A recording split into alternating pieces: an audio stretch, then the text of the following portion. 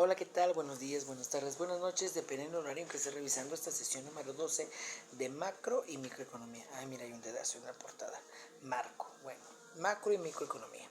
Estuvimos hablando de políticas fiscales, estuvimos hablando de impuestos, estuvimos hablando de macroeconomía nacional, mundial. Entonces, ¿hoy qué vamos a hablar? Hoy vamos a hablar de política monetaria. ¿Qué es una política monetaria? Vamos a hablar también de política cambiante, que ya lo hemos visto, política fiscal, que también ya lo vimos, política laboral, que no lo hemos visto. Se relacionan todos porque todos al final es una política económica. ¿Va? ¿Qué es una política monetaria? Va a ser el instrumento que busca un nivel adecuado del dinero en la economía, de manera que circule, se exceda o que escasee. Es cómo fluye el dinero en el mercado.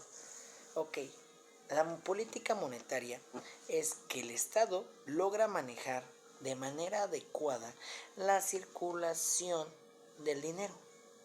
En algún momento tú de niño chiquito decían, es que ¿por qué México no tiene dinero? ¿O por qué tú no tienes dinero si lo puedes hacer? Porque hay restricciones políticas monetarias en el cual cómo se excede o cómo se gira el papel monetario. Yo en algún momento me lo hacía preguntas, ¿no?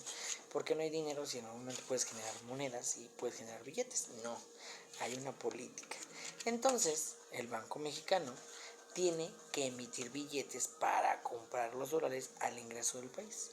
Entonces, el Banco Mundial le das una lana para que te genere un porcentaje de dinero, para que este tiene que fluir, para que este tiene que circular. Con ello, pues hacemos compras a situaciones de dólares. ¿Y qué crees? Los excedentes y el paro del billete hacen que la economía del impuesto, del precio, incremente o disminuya. El cómo fluyas ese dinero y quien tenga ahorrado el dinero debajo del colchón, pues hace que el dinero se estanque, no salga, no fluya. Entonces, si ponemos en circulación 10 billetes y esos 10 billetes solamente circulan 3, ¿dónde están los otros 7? Pues los tienes debajo del colchón. Y al tenerlos debajo del colchón, pues estamos haciendo que mi política monetaria pues no fluya. Tenemos el ejemplo del billete de 50 pesos, que se hizo la gran inversión por el cambio del billete, que es el más bonito a nivel mundial. Y entonces, ¿qué es lo que pasa? De los 100 que emitieron, pues guardaron 80 y los otros 20 están en circulación. Y entonces, ¿qué haces? Pues que no hay una circulación del billete. ¿Y qué es lo que hace? Que el país vuelva a invertir en hacer giros de billetes, cuando no podemos hacerlo porque yo invertí para que circulara cierta cantidad y está estancada. Imposible, pero bueno. ¿Quién maneja esta circulación de dinero? Hay una junta directiva del Banco Mundial y del Banco Nacional. Ejemplo, el que está encargado de relaciones de Hacienda del Banco de México. Como autoridad monetaria determina si genera expansión o contradicción de la circulación del dinero, ordena liberar o recoger dinero. Ejemplo, cuando cambiamos el billete de 50 pesos generaron una liberación nueva, pero al mismo tiempo generaron una manera de recoger el billete rosita con la cara de Morelos. Entonces yo generé 100 billetes para recoger 100 o el doble, 2000, porque esos billetes tienen que dejar de circular y quiero que mi billete nuevo circule. Y entonces utilizamos un encaje bancario o utilizamos la OMAS. Ahorita vamos a identificar qué es una OMAS. Y entonces, ¿qué es un encaje bancario? El encaje bancario va a ser la cantidad mínima de dinero que los bancos y demás establecimientos de crédito deben mantener en reserva e inmovilizada en el Banco Nacional. Todos los bancos que tú conoces, que en algún momento has endeudado o que tiene estos ahorros, por ejemplo yo, pues ¿qué es lo que pasa? Pues tiene una cantidad mínima en ese banco para que no salga por la economía, porque al final es un encaje bancario y es una restricción, es una política fiscal que se debe tener para evitar que todo el dinero fluya, para que no haya un excedente monetario. Entonces, al no haber ese excedente monetario, pues vamos haciendo que el dinero pare, ¿cierto? Ok, y al hacer que el dinero pare, eso se llama encaje bancario. Pero no es lo mismo que tú lo tengas parado debajo del colchón. no. Ni lo tengas ahorrado en la alcancía, no. Ese encaje bancario es que lo tenga guardado en la situación de crédito, en la situación bancaria, porque al final esa es una cuestión que va a utilizar el gobierno para alguna inversión de un gasto público, donde genera un gasto, donde genera un impuesto. Para ello hacemos una OMAS. ¿Qué es una OMA? Una operación de mercado abierto. ¿Y en qué consiste? Consiste en la compra o venta de títulos públicos por parte del banco con el fin de recoger dinero o soltar partes del que está inmovilizado en esta encomienda. ¿Te acuerdas o has visto en algún punto ventas de acciones? Estamos recaudando dinero.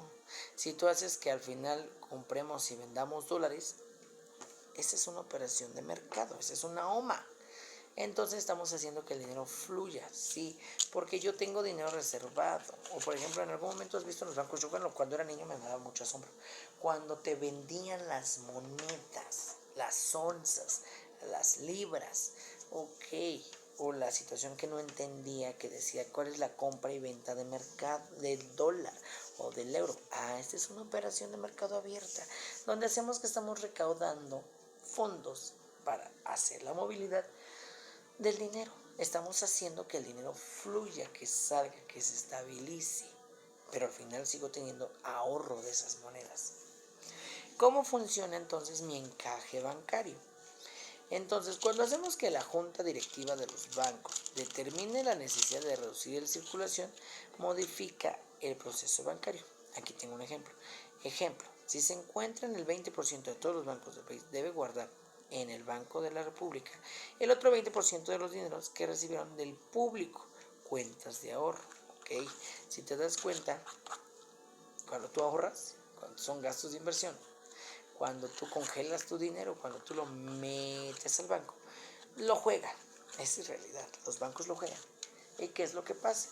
Pues al final el banco juega sus 100 pesos que tiene guardados porque lo pidió el gobierno en un encaje bancario. Pero al final no tiene 100, sino que también tiene tus 100 y está jugando con 200. ¿Por qué? Porque el gobierno pide que haya un movimiento de circulación. ¿Y dónde es ese movimiento de circulación? En los créditos nominales o los créditos bancarios. Porque hace que al final lo que se tenga guardado se pueda hacer con movimientos. Por eso dice ahí, ejemplo, si se encuentra el 20% de todos los bancos deben guardar dinero, el otro 20% de los dineros que reciba el público, del público para sus ahorros. Entonces, el banco juega con tu dinero. El dinero sigue siendo propiedad del banco. Y lo que hace el Banco de la República solo frena la circulación de este porcentaje de dinero. ¿Y qué es lo que pasa? Si la junta directiva considera que la economía requiere un mayor volumen de circulación, entonces reduce el encaje bancario y de 20 baja a 10 y aumenta la circulación del dinero. Entonces, por lo tanto, hace que el dinero fluya. Entonces, si te das cuenta, hacemos que el dinero tenga más circulación, hacemos que el dinero tenga más aumento. Estamos hablando de todos los créditos bancarios y hace que aumente más el dinero. Y a pesar de que tus 100 los tienes guardados, pero te drogas con 1000, pues ya no tienes ni siquiera 100 guardados, ya tienes el drogado 900, porque tienes 90 tuyos, no tienes 100 tuyos más aparte lo que pediste prestado. Tú piensas que tienes 1100, no, el banco tiene 1100 y tú no tienes nada, porque pertenece al movimiento bancario, ¿vale? Entonces, cuando el Banco de la República sube el encaje, está haciendo contradicción de la circulación del dinero, no lo para, lo circula. Y cuando el Banco de la República reduce ese encaje, está produciendo una expansión monetaria, está haciendo que al final hace que el dinero circule y que haya más monedas en circulación, más billetes. ¿Te acuerdas del ejemplo de los 50 pesos? Ok. El momento incluso fue una propaganda bancaria que decía no lo guardes, circúlalo. Va a quedar en circulación de aquí a 20 años. Porque si te das cuenta ya no hay billetes de 50 con la cara de Morelos.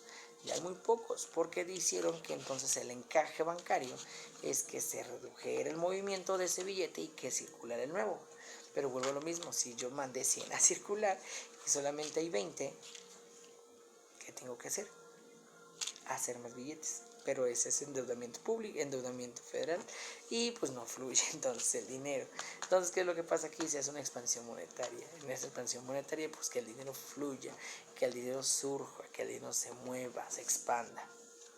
Y entonces, ¿cómo funcionan las OMS, las operaciones de acreditación? Se me fue el nombre. Las operaciones de mercado abierto, perdón. ¿Cómo funciona? Ok, las operaciones de mercado abierto. Ok, se trata de restringir el volumen de dinero existente en el torrente monetario. ¿Qué es lo que pasa? El banco ordena vender títulos, con lo que absorbe o saca la circulación del dinero para ser congelado por un periodo determinado. Entonces, ¿qué es lo que estamos haciendo? El banco tiene que pagar intereses a los compradores de estos papeles, de los inversionistas. Estamos haciendo que tus acciones que compraste, pues las tienes que congelar para que al final el gobierno pues absorba algún impuesto, lo genere y circule. Entonces es una oferta de mercado. Si la junta del banco requiere expandir o inyectar la circulación de la economía, procede a recomprar dichos títulos entregando dinero a los inversionistas, es decir, descongela la moneda, te vuelve a pagar lo que hiciste, lo que tú compraste a un precio menor, pero al final empieza a seguir siendo circulación. Por eso cuando te piden o te mencionan hablar de CETES, pues es esto. Estamos hablando de las ofertas de mercado o operaciones de mercado. Cuando te dicen que inviertas en raíces, que inviertas en capital, estás haciendo una operación de mercado abierto, ¿vale? Donde al final pues sí generan dinero, pero no lo generas más tú. ¿Quién lo está generando? El gobierno, ¿cierto? A través de los bancos nacionales. Y para ello se hace una política fiscal. Creo que la política fiscal pues ya lo vimos y ya lo mencionamos en algún momento. Se hace un instrumento para desarrollar un equilibrio entre situaciones del manejo del gasto público y el manejo de la economía nacional. Si tú te das cuenta, necesito yo tener un encaje bancario, necesito tener operaciones bancarias para tener adecuadamente una política fiscal para promover una economía positiva en la productividad de ganancias e impuestos en el mercado. ¡Ay, abusados! Entonces, si te das cuenta, si tú inviertes en raíces, si tú inviertes en capitales, si tú inviertes en CETES, pues lo que estás haciendo es que la moneda fluya. Estás haciendo una operación masiva, una operación de mercado. Ok, pero para eso, ¿qué también estás generando?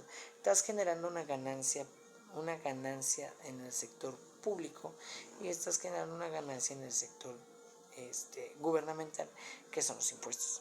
Porque incluso manejar dinero es pagar impuestos.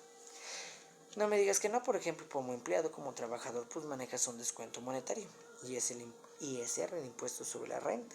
Y ese ISR pues es un impuesto porque estás moviendo la moneda nacional, porque estás teniendo permisos de mover dinero en el banco. ¿Viste? Es un impuesto.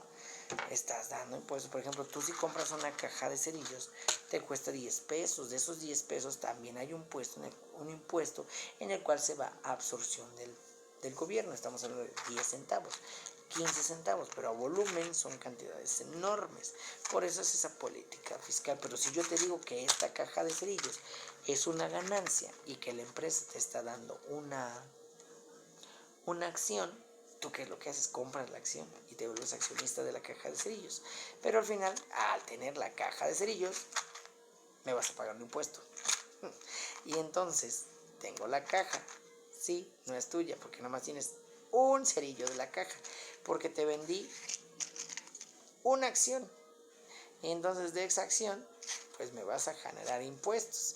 Y me vas a pagar el impuesto del cerillo por tener la caja. Y la caja completa me sigue pagando impuestos. Y tú al tener ganancias, sí, es mínima, pero haces un movimiento de mercado, haces un encaje bancario.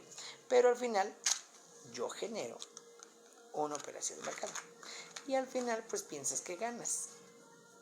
Difícil. No tienes la caja de cerillos, no es tuya. está endeudada, no es tuya porque es una parte de ella nada más. Perteneces a la caja de cerillos, pero no estás haciendo que la caja sea tuya. Difícil la cuestión financiera. Para impulsar esa actividad económica de la oferta de impuesto del trabajo, se recaudan crecimientos en la economía. Entonces, en esa política fiscal, ¿qué hacemos? La implementación de impuestos para que las personas suministren una parte al fisco, a Hacienda. ¿Quién es fisco? Hacienda. Entonces, al hacer Hacienda, estoy trabajando de impuestos. ¿Quién es Hacienda? Es el SAT. Entonces, ahí pues estoy generando impuestos para pagar el fisco. De Hacienda provienen los subsidios o servicios a personas con problemas de pobreza, donde nosotros sustentamos las situaciones de gasto público, las becas, las escuelas, las carreteras, las despensas, las tarjetas, todo eso genera un gasto público y tratamos de eliminar una pobreza. Por el simple hecho de que tú tengas tu empresa de cerillos que me estás pagando, así porque la marca me vaya a regañar, estás generando una ganancia, pues sí, pero estás haciendo que entonces el gasto público incremente. Eliminando impuestos a una actividad son clave en una economía. ¿Por qué? Porque genera un mejoramiento en algún sector. Ejemplo, si tú incrementas un impuesto en un refresco, ay, Dios, mis refrescos, en un impuesto es porque le vas a hacer una inversión a un gasto público en la escuela, a un gasto público en la electrificación, a un gasto público en las carreteras, a un gasto público en cualquier cosa. Vale, que al final, ¿cómo se llama eso? Un presupuesto nacional. Y el sector público recibe ingresos de diversas fuentes, que son limitancias, y esos ingresos deben ser limitados con restricciones presupuestales. Para ello hay que revisar la economía nacional y que al final el gobierno con su cartera de billetes pues reparte. Y al repartir pues te da 5 pesos por la carretera, te da 8 pesos para la educación, te da 2 pesos para empresas privadas, te da 5 pesos para las despensas, te da 1 peso para los gastos de impuestos públicos, para pagar los sueldos de diputados, los sueldos de presidentes, y aparte te da 1 peso para incremento en tu canasta básica. Ejemplo. Todo eso es el presupuesto nacional, que de tantos pesos que ya manejó el gobierno con el encaje, con la situación de operaciones masivas bancarias, pues entonces va a generar un impuesto, va a generar un proceso fiscal, va a generar un impuesto público para hacer un gasto público. Qué bonita se oye la economía, ¿verdad? Perdón. ¿Quién va a generar ese presupuesto? En México, quien genera el presupuesto lo propone el gobierno y lo avala legisladores y senadores, en el cual a través de Hacienda, a través de crédito público, pues estamos haciendo que vea estímulos a futuro en inversiones y gastos, es decir, en proyectos. Le van a decir al presidente, tenemos 10 pesos.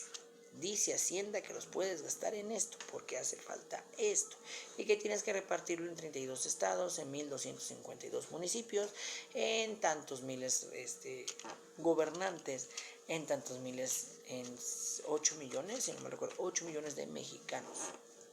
¡Cañón! Entonces ese es el presupuesto. ¿Cuándo se destina? Para un año. El presupuesto se destina para un año y se hace para que pueda ser subsidiado con necesidades de la población. Entonces es ahí donde tu gasto público se invierte en escuelas, se invierte en jardinería, se invierte en alumbrado, se invierte en carreteras, porque crédito público, Hacienda, dio las factibilidades de sus 10 pesos porque son recaudaciones de impuestos y que el gobierno le dijo tienes 10 pesos para gastar, gástalos bien. ¿Cómo se aprueba el presupuesto? El gobierno propone, el Congreso, que son legisladores, senadores, lo aprueban, ¿vale? Este es un ejemplo de... Y al final se va para cuestiones municipales, estatales y federales. Al final se hace una fuente de ingresos. Las empresas del Estado generan recursos, se autofinancian y se autoevalúan sosteniendo los recursos, que al final, ojo, esas empresas del mercado pues generan un impuesto. Y también generan impuestos los sectores privados, porque tienen tarimas, reglas, impuestos más agregados que no son propiedad del gobierno y que queden causado algún permiso para ello. Las contribuciones de las personas conocidas como impuestos, que es la principal fuente de recaudación. Hasta ahí. Sí. Clase de impuestos. Hasta ahí. ¿Qué tipo de impuestos tenemos? Tenemos impuestos nacionales, como son el impuesto a la renta, las remesas, que son giros, y ganancias sobre excedentes, herencias y demás. Y también tenemos impuestos regionales, que es como el predio, espectáculos, juegos, situaciones delimitantes urbanas, tránsito. Por ejemplo, ¿qué impuesto pagas más? Todos pagamos impuestos para la casa, impuesto de la luz, impuesto para comprar un chicle, impuesto para la cocina, el impuesto de los cerillos, el impuesto del agua, el impuesto por tener un perro, el impuesto por tener un carro, imagínate. Y todo eso al final pues generamos un impuesto directo e indirecto. El impuesto indirecto pues ahí tenemos el impuesto por documentación, por escrituras, por propiedades, el impuesto por gasolinas, el impuesto de valor agregado, que en México es el 16%, el impuesto del ICR, el impuesto del ICEMIN, el impuesto del Seguro Social. Entonces todo esto genera el gasto, ¿cierto? Hasta ahí, hasta ahí, hasta ahí, hasta ahí, hasta aquí, porque esta clase la divido en dos. Vale, entonces dudas, cuestiones y demás, seguimos viendo impuestos, ganancias y actividades políticas. Difíciles, pero lo más importante, que nos queda claro que es una política monetaria, ¿sí? Que es el instrumento adecuado para buscar una economía estable en un país. Nos vemos la próxima. Tenemos doble parte de este video. Suerte. Nos vemos la próxima.